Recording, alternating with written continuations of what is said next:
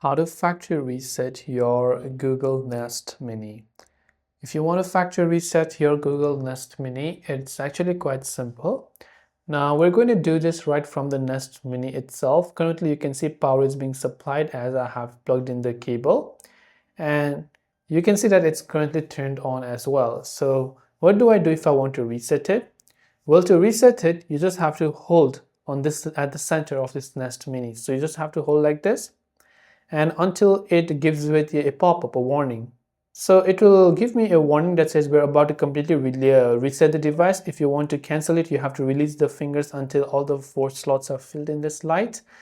And if not, then you just want to keep holding, and as soon as you hear the sound, now it's safe for you to release the fingers, and it will take around 1 minute to reset this particular device. So you just have to be patient and wait, and after that your reset will be complete and it will ask you to start up using the Google Home app.